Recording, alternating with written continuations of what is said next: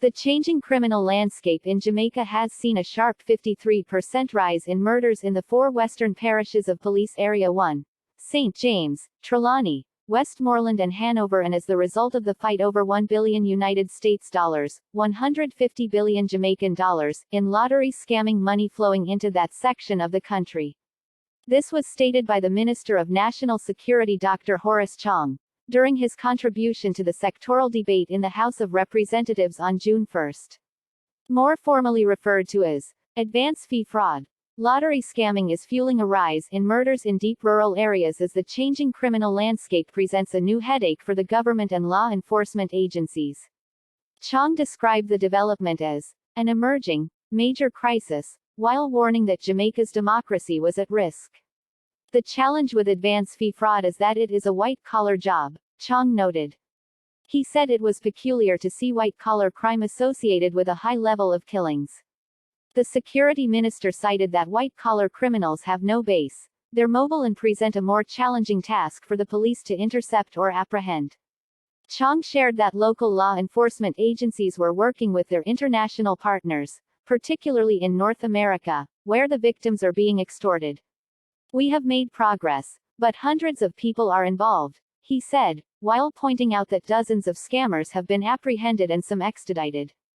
According to Chang, who is also the Deputy Prime Minister, it is alleged that $1 billion United States dollars flows into Jamaica each year through this illicit source. That's a huge amount of money, and it provides a risk to the stability of our state because it not only buys guns that kill people and undermine and corrupt institutions, and indeed, what is not yet known is its impact on the economy, because $1 billion is a huge amount of money.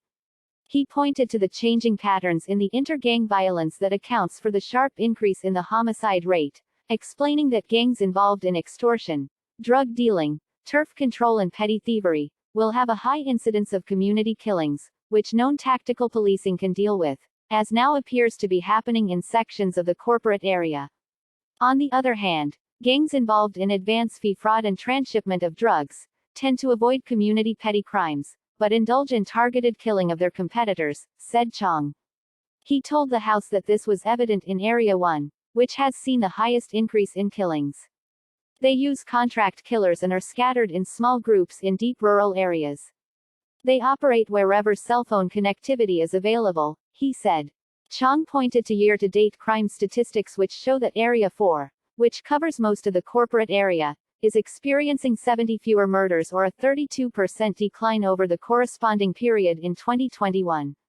Here, we can see the huge impact that hotspot policing, the use of technology and effective analysis are having in the urban areas, he said. On the flip side, Area 1, which covers the four western parishes, is seeing 70 more murders, or a 53% increase for the similar period.